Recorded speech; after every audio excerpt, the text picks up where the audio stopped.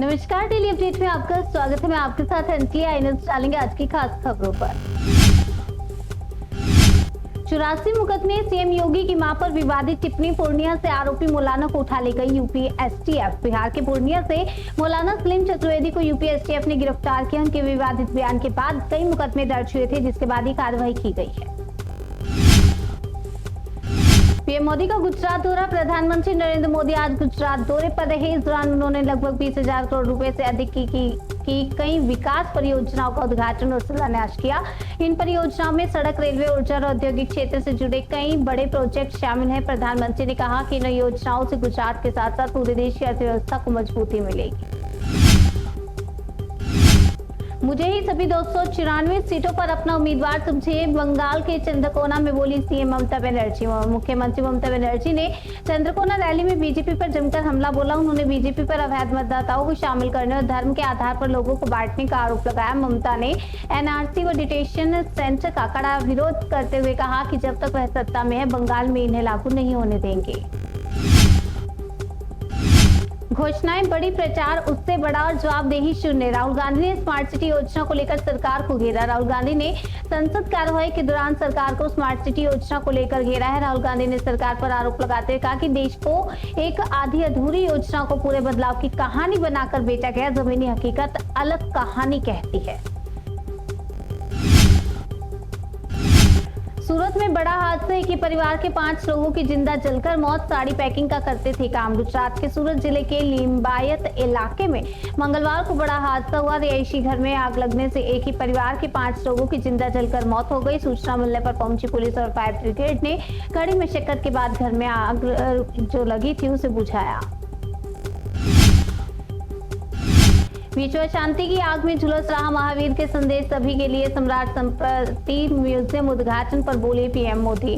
प्रधानमंत्री नरेंद्र मोदी ने आज महावीर जयंती के अवसर पर गुजरात में गांधीनगर के कोबा गांव में नवनिर्मित सम्राट संपत्ति म्यूजियम का उद्घाटन किया। इस दौरान पीएम मोदी ने कहा कि उस दौर में जहां एक और कुछ शासकों ने हिंसा को हथियार बनाकर शासन किया, वहीं सम्राट संपत्ति ने सिंहासन पर बैठकर अहिंसा का विस्तार किया।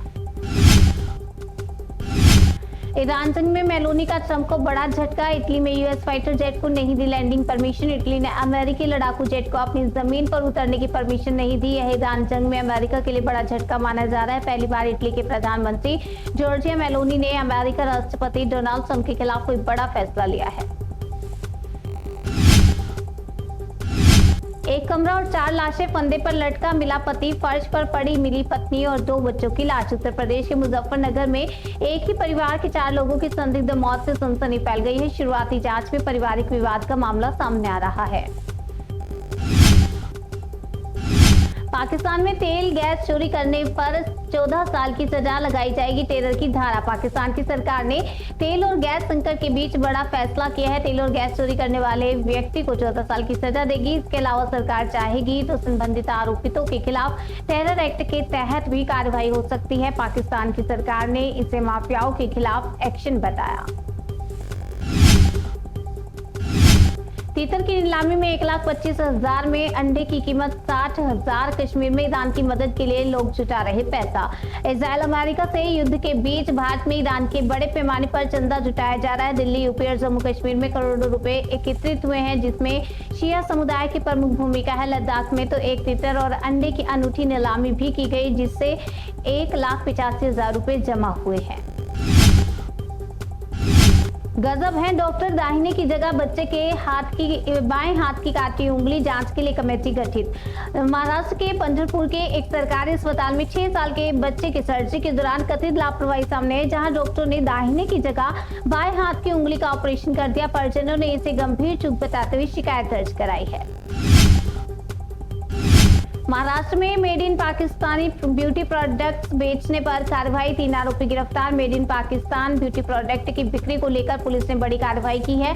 एमएनएस की शिकायत के बाद 3 दुकानों पर छापेमारी कर 3 लोगों को गिरफ्तार किया। यहां से भारी मात्रा में कॉस्मेटिक सामान जब्त किया गया।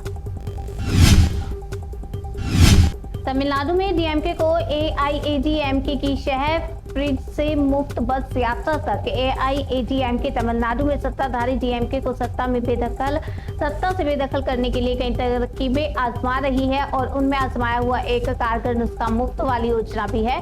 फर्क बस यही है कि डीएमके नए वादे भी कर रही है और पुराने वादों को भी पूरा कर रही है और एआईएडीएमके के सामने बड़ा चैलेंज यही है।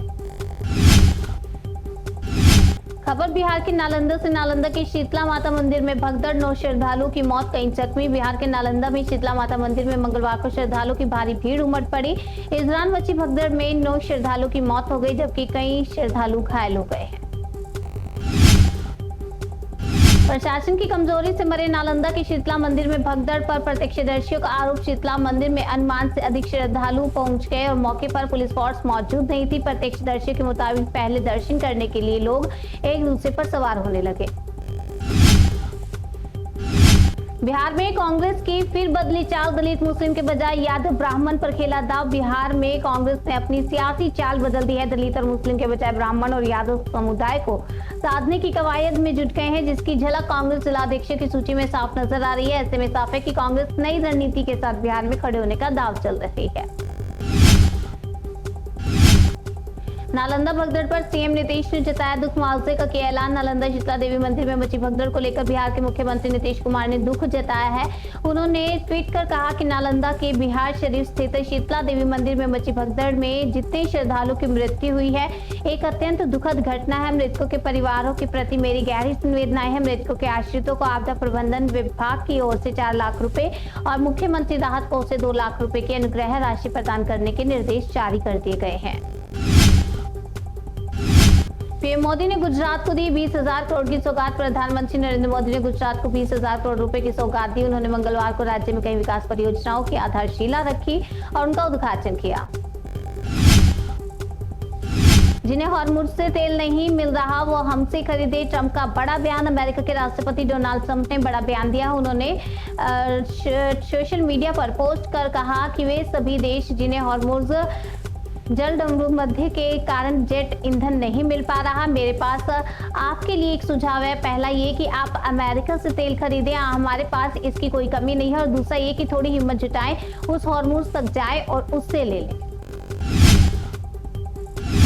नालंदा भगदड़ में अब तक 9 मोती थानाध्यक्ष को किया सस्पेंड। नालंदा के शीतला मंदिर में मची भगदड़ में अब तक 9 लोगों की मौत हो गई है। थानाध्यक्ष दीपनगर को तत्काल प्रभाव से निलंबित किया गया है। डेली अपडेट में आज के लिए फिलहाल इतना ही। तब तक के लिए बने रहिए हमारे साथ। तो देखते हैं जनसेतु न्यूज, जन से सरोकार।